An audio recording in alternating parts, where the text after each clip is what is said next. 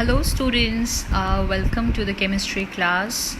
We will proceed towards the next reactant as we have studied in video 9 about single displacement reaction. So here is video 10 which will tell you about double displacement reaction.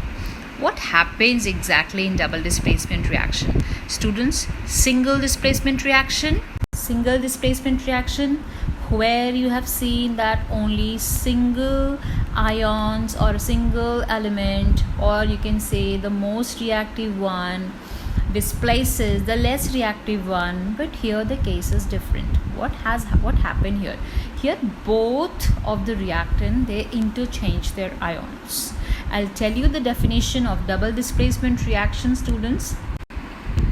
A chemical reaction in which both the reactant get decomposed to form new substances by exchanging their radicals is known as double displacement reactions. The two reactants are generally water soluble, while one of the product is soluble and the other is insoluble or volatile. What is the meaning of volatile, students? Volatile means which generally evaporates quickly.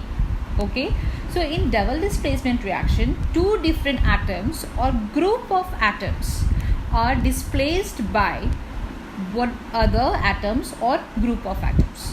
I repeat, students, in double displacement reaction, what happens? Two different atoms or group of atoms are displaced by other atoms or group of atoms. So this happens. Students, in double displacement reaction, whenever it takes place with the formation of a precipitate or evolution of gas or change of color. So here you see I have shown you precipitate. The time when I was explaining you about types of chemical reaction and what kind of reaction will take place and how will you identify a chemical reaction, at that time I have told you that formation of precipitate, and I have shown you a lot of different precipitate. It's not happened only white precipitate forms, sometimes yellow precipitate, black precipitate, brown fumes, a lot of things are they form generally when a chemical reaction takes place.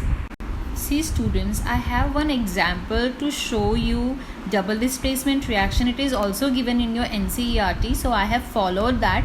See, we have one test tube, we have sodium sulfate. In another test tube I have barium chloride. See, they both are in aqueous state. So what we will do, we will take sodium sulfate and we will pour barium chloride into it, and what we have obtained barium sulfate, a white precipitate form. So this is a double displacement reaction. And student, whenever precipitates form, this kind of reaction we can also call as precipitation reaction. See students, I have the reaction in front of you. Barium chloride, when allowed to react with sodium sulfate, we get barium sulfate plus sodium chloride. A white precipitate will form in this case. That's why we can also say that if the reactants are in solid state, then a reaction will not take place. That's why we have taken in aqueous state, because in aqueous state the ions, they will form ions, right? So here you see in this reaction, what we have seen in double displacement reaction, both compounds will displace their ions. It's different from single displacement.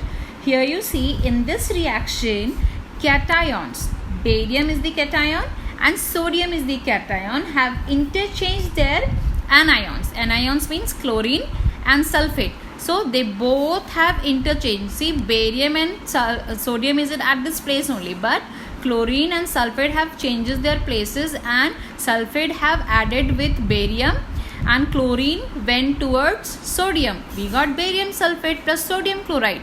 And the next step, you see, it is a double displacement as well as a precipitation reaction, because precipitates also form in this case. So students, it is clear to you double displacement. See students, some more double displacement reactions for you to make you clear that in some reaction formation of precipitate takes place, in some reaction formation of gas takes place, okay, and some reaction